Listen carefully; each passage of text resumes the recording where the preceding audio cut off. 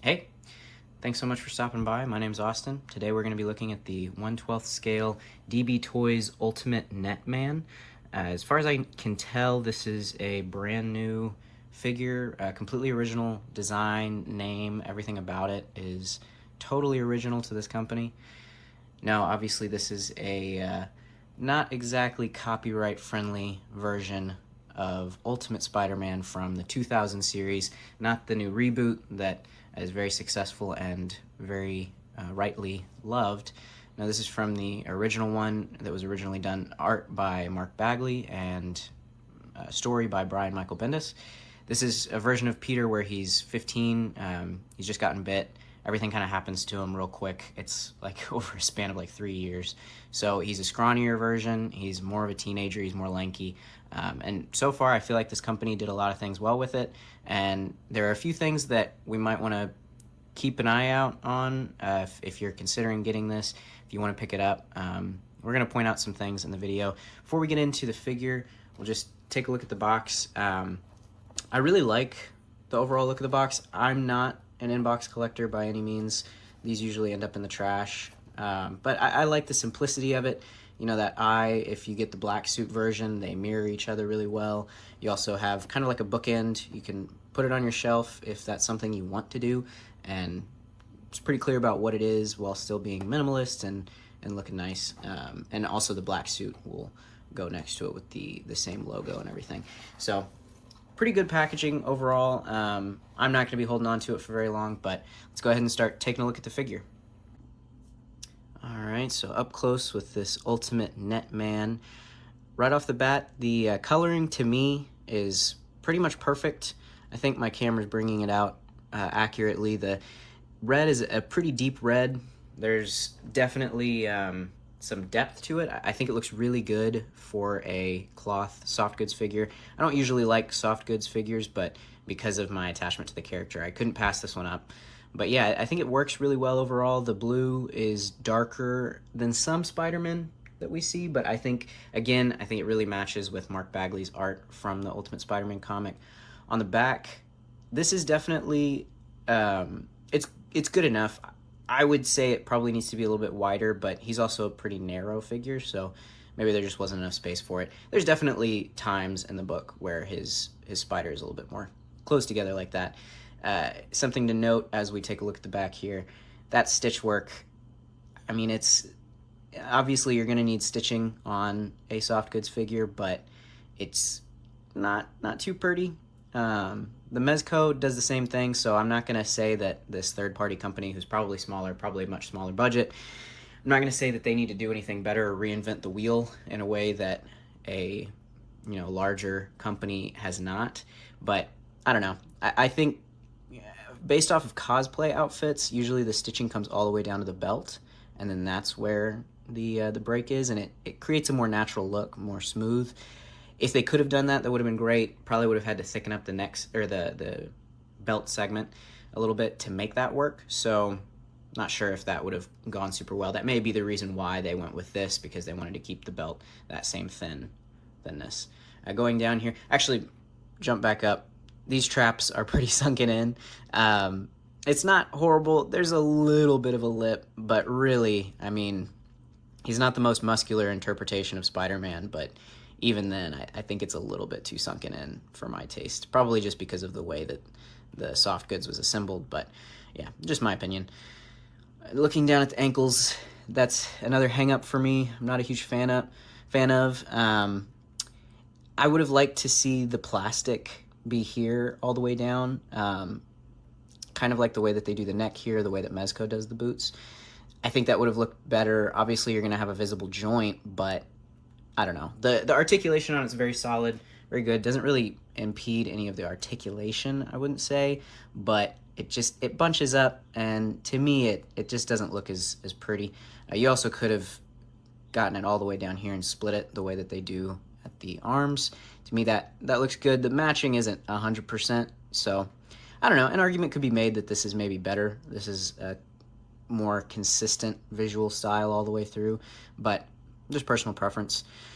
I would say the head and neck do a much better job of matching the coloring than the hands do. Not really sure why that is, but I mean, obviously you got to get the head right. In fact, talking about the head sculpt, I think this is exactly what you want to see from a 2000s Ultimate Spider-Man. You know, he had a big head in that series. He had the giant bug eyes, very expressive. You can see the nose, and then it kind of dips down, and the chin comes back out. To me, that is dead on for what he looked like in that series. I think it looks really good. Big fan of that. Overall, I'd say the aesthetics on this guy, especially for soft goods, looks really good. There's not a ton of musculature showing through, I would say. It's not the worst in the world. Maybe they could have done a little bit more. It feels like there's a bit of a muscle suit underneath. It's a little bit spongy almost. And so I think they kind of tried to give it some detail, and it works. It looks pretty good. Again, he's a 15-year-old in a spandex outfit, but there was also some times where Peter looked on the more muscular side in the comics. So I think an argument could be made for either way. I'm happy with it overall. I don't really need my Ultimate Spider-Man to be super muscular. He's definitely more acrobatic, but that's about it for the aesthetics. Let's go ahead and take a look at the accessories next. So now looking at the accessories, we've got Spider Sense effect. This isn't something we see very often, so I appreciate it being included. I know on the Maximum Spider-Man from Hasbro, which I didn't pick up, I feel like it's a little bit overpriced for what it is, but the Spider Sense accessory on that seems to be very good. I really like the way that they implemented it, where it's almost like one of those trick arrows that you put over your head. To me, it makes it look a little bit crisper, a little cleaner. If you look at the way that this is on the figure, it's not horrible, but to me, it sticks out too much, and it kind of, I don't know. In my opinion, it just kind of defeats the look. There's probably some ways you can make it look good in a dynamic pose, but for me, I'm maybe going to use it for one or two poses for some action figure photography, and then put it away, because to me, it's not the best implementation, but also not the best accessory that they included. I think that some of the accessories on here are pretty cool, pretty good.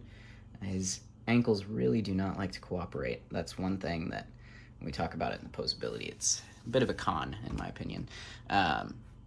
Next, this is something maybe I didn't pay enough attention in the solicitation, but I wasn't even really expecting to get this.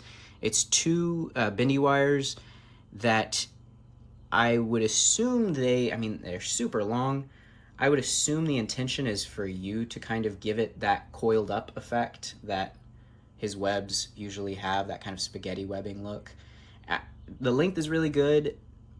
I can probably do it myself. I would have liked it if they came out of the box looking a little bit more like actual webbing, but bendy wire is not something we see on every figure. In fact, we don't see it on most figures. I actually can't think of a mass market or import figure that came with bendy wire. I usually just buy them secondhand off, or not secondhand, but secondarily off of Etsy or something like that. So I'm not unhappy with it being included. It would have been nice for them to go the extra mile and actually make it look like webbing, but I wouldn't say that's too difficult to do yourself if it's something you want. The other web accessories, this is the longest one. First of all, I'm a big fan of the way that they did this, having each length look a little bit different. I think it works better than the way that other companies do it, where it's kind of the same sculpt but just differing lengths. I don't think that that's really necessary. I kind of appreciate this, where you're getting some variety. This is kind of a classic expelling web, I guess you'd call it. It widens out, looks really good. Really like the finish on these. I think in the comics, his webbing tended to have a more greenish tint because it was kind of really trying to convey that whole chemical nature of it. Maybe just because it was brought up a lot how gross it was is why I'm thinking of it always being green. But to me, these probably should have had a bit of a tint to them other than just this frosted look. But at the same time, these are going to work on any Spider-Man, and they look really, really good. They clip on the same way. There's an opening there. That is very hard plastic. It does not want to bend. I don't want to break it. I don't think it's meant to actually clip on. I think it clips in the way that you take the hand off and slot it on, which it does work that way. So pretty good. They didn't reinvent the wheel, but the new sculpt is very nice. Next length, about the medium length, you have this kind of capture web as it's sort of opening up. Really like that. Really like the look of it. The sculpt of the web line is good. This is kind of what I'm talking about having it coil around itself the way that I would like the bendy wire to, but you know, not a huge deal. Same clip attachment, good looking web. Then the smallest one, almost more of like a web ball, web bullet kind of thing. This is perfect. I mean, you're probably not going to need a longer variation of this, and this can serve two purposes of him either shooting a web ball or just shooting a web to start swinging. So I really like that. Clip is a little bit smaller on this one, closed up. It should still fit. The balls are pretty small, but kind of something to note. For the hands, he comes with, I'm going to say he comes with 7. To me, he comes more so with 6, just because of the way that they handled one of the accessories. In fact, let's go ahead and talk about that one now, get it out of the way. This is the web holding hands. It's just the same sculpt as the fists. There's a hole there for you to put the bendy wire in. The bendy wire fits just fine. I mean, it's good. It's just that this is exactly the same as the fists. For me, web holding hands are a necessity, especially when you're going to have something like a bendable, wire web that's designed to be held. But you could have just attached these and get them out of the way as the fist hands and have the web holding hole.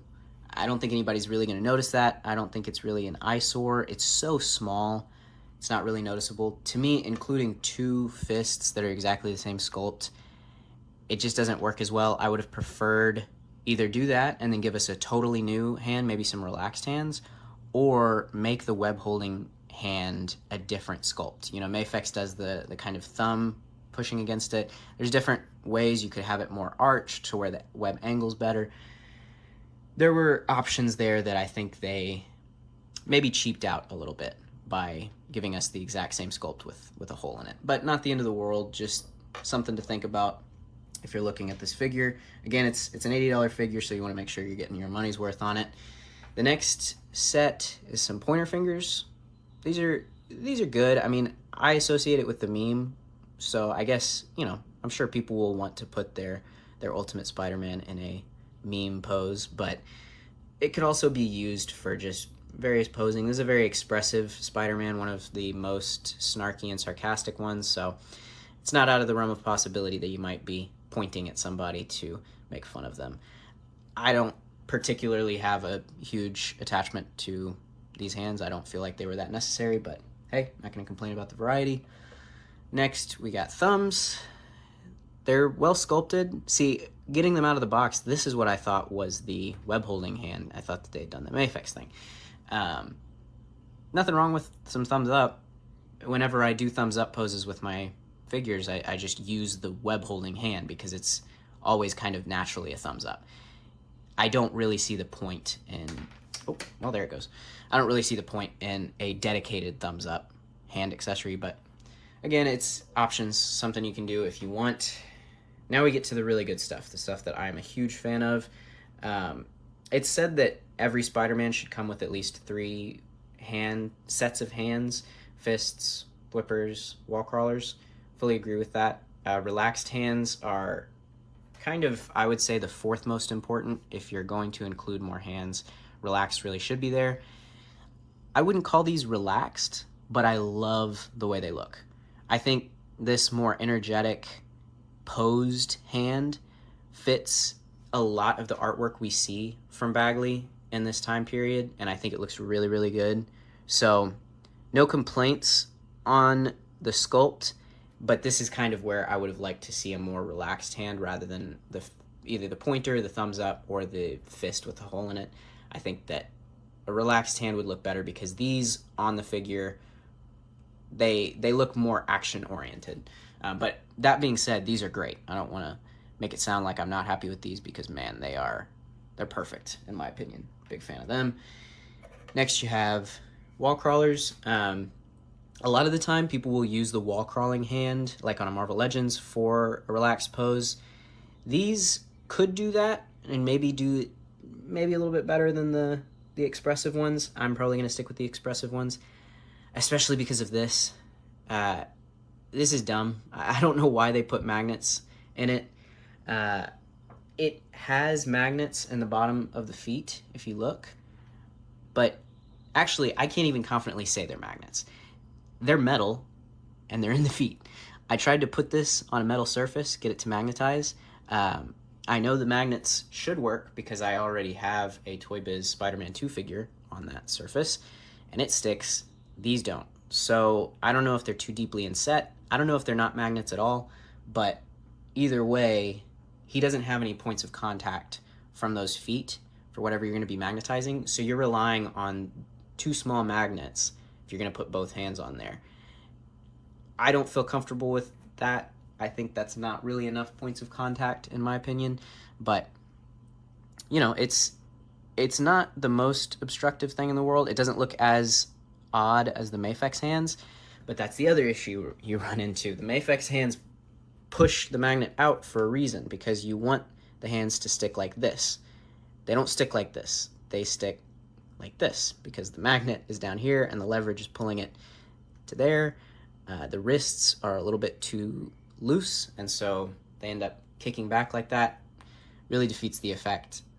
It's not the worst thing in the world. I was never planning on putting this guy on a wall or a fridge or whatever. I don't trust magnets that well for expensive imports. So, you know.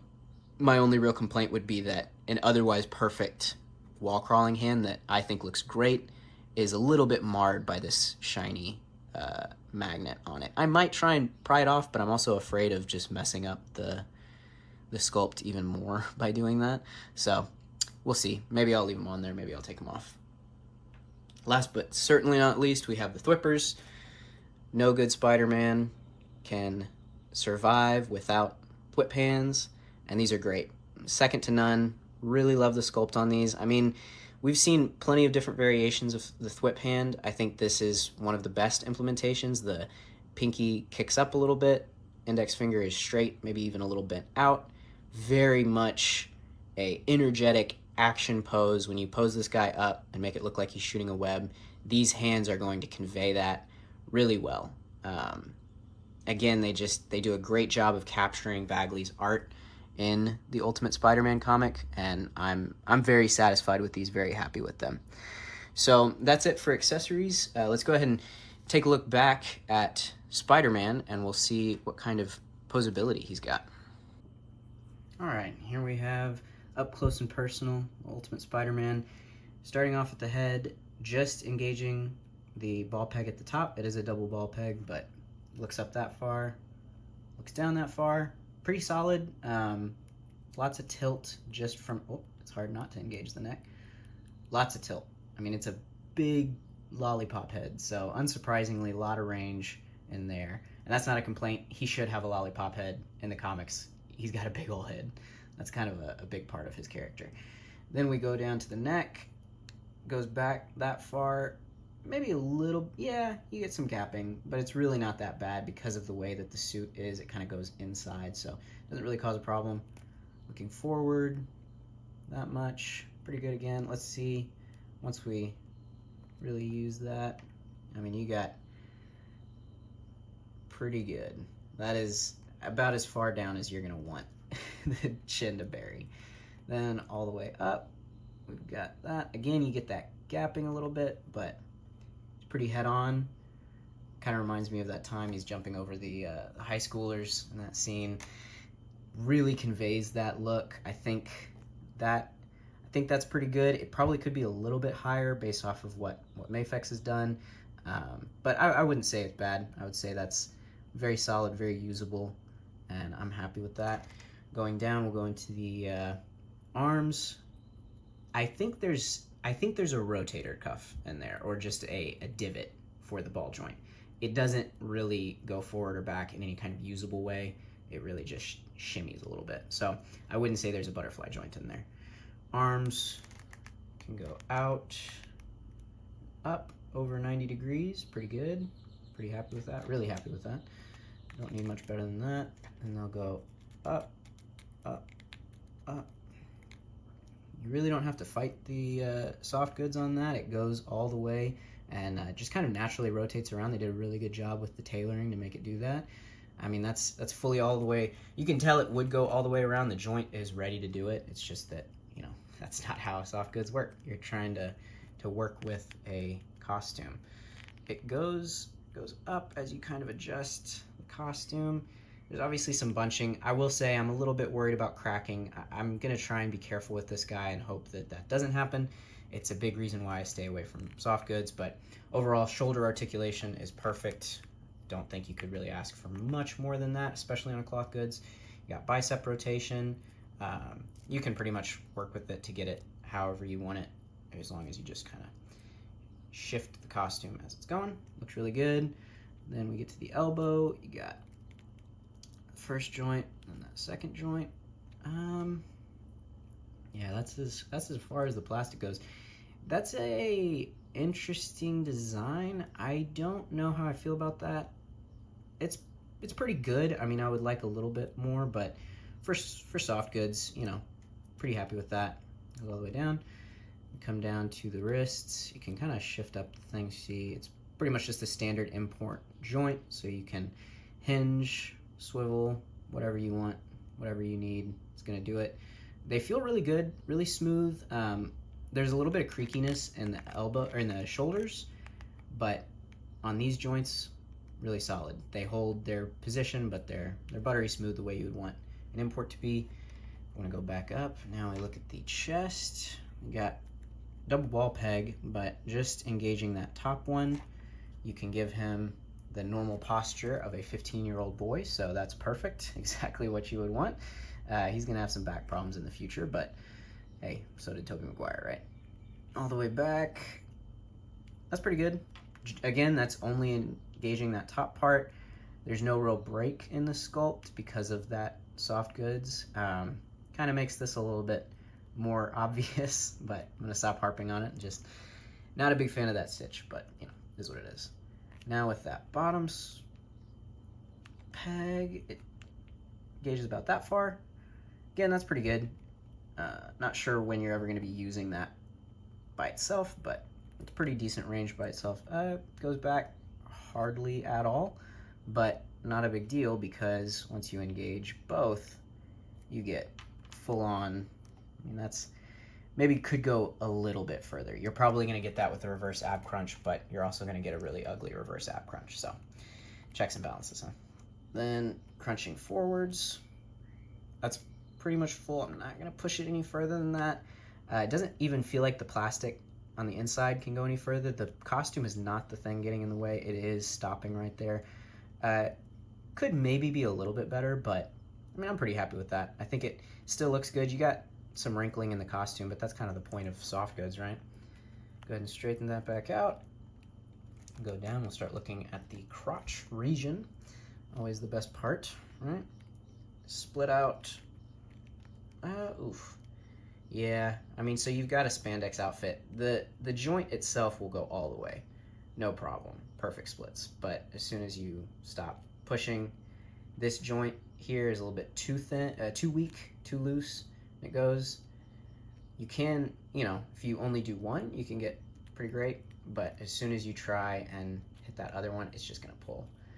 That's just the nature of, you know, a stretchy spandex outfit. They gave him a lot of room to move, but there's obviously going to be a limit to that. Maybe they could have done better, but personally, I'm not planning on having him do any Van Damme splits, so I don't think it's that big of a deal, especially when you can get pretty much whatever you need out of one if you're trying to do a weird straight kick, I guess. Then he goes forward. Goes forward really good. That'll go about that high when you just go straight out. So that's pretty good. It's above 90. I'm happy with that. If you want to engage, there's not a thigh cut, but there's a little bit of thigh rotation right there. I mean, obviously the costume starts to fight a little bit. I think it could go further. Maybe if you wanted to futz with the costume a little more, you could probably get it. That's about as good as you're gonna get, but also that's, I mean, to me, that's probably about as good as you want to get. I know it's kind of a testament to the quality of a Spider-Man if he can do this very unnatural birthing pose, and I think he does it pretty well. So, looking around to the butt, it gets completely in the way, barely anything.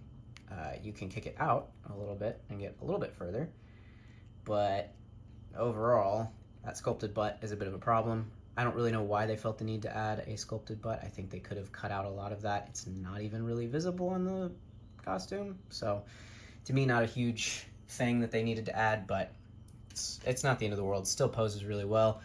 Go ahead and take a look at or actually let's go ahead and take a look at the thigh cut. So the thigh cut actually engages really well. In my imagination, because I'm not looking underneath the costume, I'm assuming it's very much like a Mafex where it just comes all the way up here and there's a ball peg there. Actually, feeling it might be more of like a Toy Biz, like just awful balls on the waist. But, you know, I mean, it's not noticeable with the cloth, so that actually makes a lot of sense to use that kind of articulation scheme. So yeah, it goes up there, pretty good thigh rotation at the knee. It's that first joint, and then the second joint goes pretty much all the way up. That's good. I'm happy with that. I don't think you need to go much further. I mean, you could have him kick his own butt if you fake it a little bit, but straight up and down, that's how it is. Goes back out. Looking at the knee joint, it has a bit of a wall there. Not the biggest fan of the way that looks, but it's also not terrible. I don't really mind joints on action figures. I mean, when you're collecting hard plastic, you expect to see them. Going down to the ankle now, both have the same scheme, articulation for the ankles. They're a little bit harder to get to do what you want because of these boots, but you're pretty much getting whatever you want out of them. They don't look too bad. Yeah. Now you'll notice these have the cut for toe articulation, but I don't know that the figure itself has any toe articulation. I don't know why they put that there, because I cannot get mine on either one to go up. Maybe yours will be different. For mine, they are fixed right there, and I don't want to break them because I don't care that much about ankle articulation, or I'm sorry, toe articulation. Overall, posability on this guy, I would say for soft goods is great. I'm really happy with it. I think that it gets the job done and goes a little bit further beyond, which I would say is really important for a figure that comes from a series where he is so posable and is so acrobatic. But yeah, it looks good. Now we'll go ahead and do some size comparisons and then we'll wrap it up. So for our first size comparison, we have a comic book. I wanted to bring this out for a second just to show a comparison to the source material, how he looks on the page. Obviously, it's not going to be one-to-one in every single pose, but to me, for a figure that doesn't have that comic book shading, they got the colors really good, they got the overall design really good, and to me that head sculpt is spot on. The logos are spot on for the most part. Maybe they could have done some more work on that, but overall, I think matches the comic really, really well. Very happy with it. Now for some movie comparisons, we have the Marvel Legends Amazing Spider-Man and No Way Home hybrid suit. I can't remember what that suit's called, but Tom Holland and Andrew Garfield. Overall scale on these guys I think is pretty solid. Tom's not the tallest guy in the world. Andrew's taller, so I think overall he works. He probably scales pretty well with Marvel Legends overall. We're going to look at some comic versions to see how they scale up. But next, we'll go on to here the SH Figuarts Friendly Neighborhood Spider-Man with a third-party head from Far Rule Store on Instagram, and Tom Holland in his, again, don't know the name of it. I think it's the hybrid suit. Somebody can tell me. Not really that worried about the name of it, to be honest. These scale a little bit small for him, I would say. I know Toby's on the shorter side, but I think he's just, I don't know. I'm not a huge fan of this figure's scaling in general, so I'm not terribly surprised that he doesn't really look right in my opinion, but overall I would say SH Figuarts might scale small, but if you pose him upright, I'm sure he'll fit fine. And here is the Mafex number 241 Friendly Neighborhood Spider-Man, and the Mafex number 185, I believe, comic version Spider-Man. These scale, I think, really well. Toby still might be a little bit small, but at the same time, I don't know how tall the dude is. Maybe he is high schooler height. I don't know. I think they might be scaling him a little bit short, but I couldn't say for sure. When I go ahead and post a review on this guy, we'll have some comparisons to see how he looks, and maybe he'll stack up a little bit better with what he should look like. But to me, these two are the standouts. I really like the scaling between these two. I think that he fits. He may be a little bit tall, maybe a touch, but But overall, the artwork, the comparison between the two eras of Mark Bagley, I think works really well. And yeah, overall, really happy with the scaling on these guys. Now for some early years Spider-Mans. We've got the Mezco, old school Ditko era Spider-Man, and the Amazing Fantasy 15. I believe it's the Target exclusive with the blue spider on the back. First appearance Spider-Man. These guys, I think it kind of proves he scales well with any figure line, but it's going to be up to your personal preference on if you think it looks good. These guys are about the same age, but I think it works that he's just a touch taller. This, I don't think works as well. I mean, technically these guys should be the same time period right after being bit. I believe they're both 15 or 16 in their respective comics. But again, I mean, they're different universes. If you think that they look good together, then hey, they look good together. It's your collection, right? If you want to focus in on these two being the only cloth figures that I have in my collection, I think it really shows the differences between the two styles. They both look really good for what they are. I'd love to do a direct comparison between the two, and if that's something that anyone's interested in, please let me know in the comments. I will be happy to do a comparison between the two, because there is a lot of similarities and there's also a lot of differences, and a lot of things to like about both. I have the unmasked head sculpt on this guy. I really like the look of it. I wish this one would have come with an unmasked sculpt, but at the same time, for the price point, I mean, Mezco is considerably more expensive, so I'm happy with what it comes with. I'm happy with the scaling between these two, and overall, yeah, I'm really happy with this guy. So let's go ahead and wrap it up.